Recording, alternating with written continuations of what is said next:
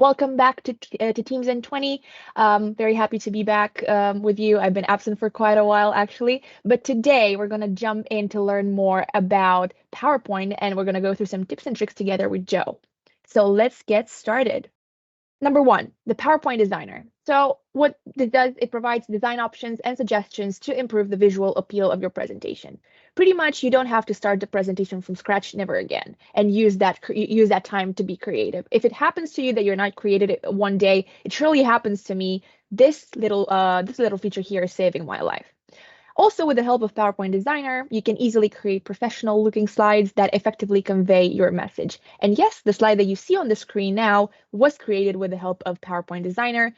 The funny thing is, yesterday I was speaking to some colleagues, and we were thinking that we have these rich and really powerful apps, the Office apps, and we only tap into 10% of what they actually do, us including us as well at Microsoft, it really struck me. This number really struck me, and I wanted to share it with you. But again, if you want to access this, you can access it, the designer, you can access it in the Home tab, as you see on the screenshot, which is actually quite little. I apologize for that, but you'll see it in the live demo on the right-hand corner. And you can also use the Design tab to use some pre-built designs that you already have, and I think you're familiar to that as well. The second one, Cameo, well, actually 3 tips embedded in one, if I'm honest with you. The Cameo, the Power BI, and the online videos. So the Cameo, pretty much what it does is allowing you to insert a live camera feed into your slides. So you'll see you'll be able to record the PowerPoint presentation that you are delivering. But the Cameo allows you to move the camera from the right corner, for example, to the left corner, and also change the shape of that, as we'll see in a second. With Power BI, and the good thing here is that we can insert Power BI reports into our presentation, into our PowerPoint. And if you want to refresh the data into that Power BI, into your application, you actually have a little option in PowerPoint that allows you to refresh it instead of deleting the report and then adding it back again. And last but not the least, I wanted to show you how easy it is now to add online videos just with the click of an URL. And that's when you see the YouTube video or a video that you want to take from somewhere else embedded into your slide. All of these features can be accessed into the Insert tab. And last tip that I'm going to cover, again, the accessibility checker. And I'm really proud to be covering this because I feel like each and everyone has to be paying more attention to these kind of features and make our presentations more accessible to everyone. Pretty much what this does is checking your presentation for issues that might make it difficult for someone with a disability to read or to understand. And it also provides suggestions for fixing any issue that it finds. Let's start with a blank presentation, right? As I mentioned before, you don't have to start a new presentation from scratch again. What you can do, obviously, when you go to File, you'll be able to see some templates in here. But if you want to create a blank presentation, all you have to do is click on Designer on the Home tab at the right-hand corner, and you already have a few options that you can go through. Obviously, it depends on the kind of presentation that you're building, right? And the visual aspect that you'd like to have that presentation to have. There's multiple options that you can choose from here. Now, let's say I choose this one. If I go to add new slides, all of the slides will be in the same template, and it will follow the same template. I can always change it back if I'd like to, or even update the one that I already have, and changing where the title will be added, whether I want this picture to look a bit different, and so on. And I can keep on doing this with upcoming slides as well. Now, if you don't find an idea in the designer and you'd like to go for a classic one, you can go to the design and use the template that we already have pre-built in here. And then the designer is also helping you out. If you want to edit this pre-built design, you also can do that using the design ideas. So the world is yours pretty much when it comes to designing and to creativity. Now, let me quickly jump to a pre-built presentation. And this is something about Microsoft Viva Learning, something that we've already covered during the session, by the way. So if you didn't have time to join us during that session, you can always go back. So for the Viva Learning, this is already a pre-built presentation, but I can use Designer to change it if I'd like to something else. If I don't like this design anymore, I can easily switch to something different. This is very similar to the design I've used for my slides, actually. So again, Designer is available to help you with kind of anything that you need. The only thing that I would mention is when you add slides with content with caption and you add content to this one, it might be a bit more difficult to change the design to it. But if you have two content pages or title and content, that should be very straightforward. Now, let's stay into this presentation if we're here. And as you've seen, I've already changed the first slide. I've changed the design to it. But now what I want to do is go to the Insert button and show you the Cameo. The Cameo can be accessed from Insert and also from Review. I forgot to mention that in the slide, but I'm mentioning it now. For the Cameo, the beauty of this feature, it is basically, let me start with the record first, actually. If you want to record yourself when you deliver this presentation to someone, perhaps it's easier to share a recording to your team rather than create a call and have them attend. If you hit record, now you see me showing up here, right?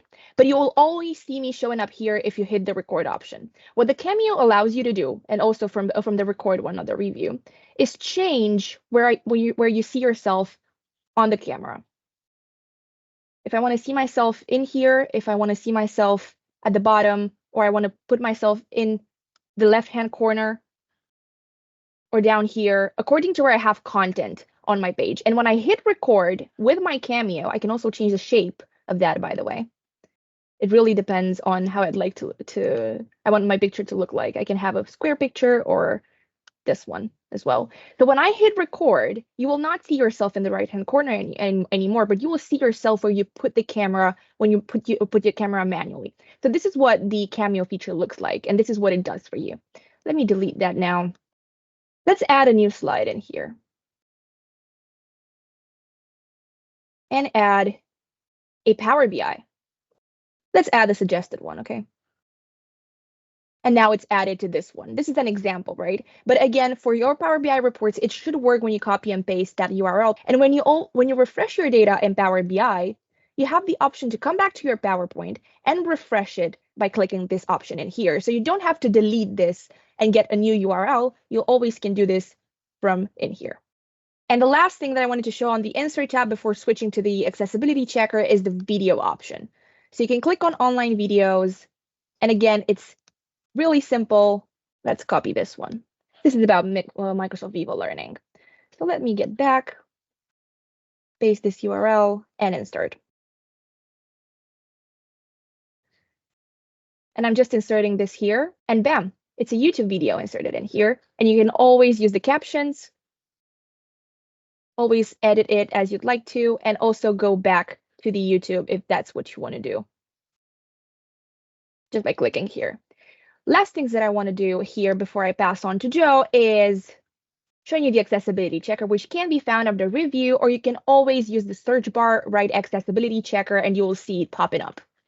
What this thing helps us with is understanding how to make our presentation more accessible to everyone in the audience, right? And if you click on each of these options in here, it will suggest what you have to add. There's quite a lot of recommendations for this one, so it's not very accessible, it looks like. It's also missing slide title for slide 3. So all of these are recommendations, of course, but obviously I would suggest you take these into consideration if you'd like your presentation to be as accessible as possible. When I create my decks, I often have a number of notes on each slide so I can remember what the points are and the key messaging I wanted to get across. Now, when I share the decks, I don't really want to share all my notes with them. So I will look for a way to get rid of all the notes quite quickly. And the best way I have found to do this is by clicking File. Then you go to Info.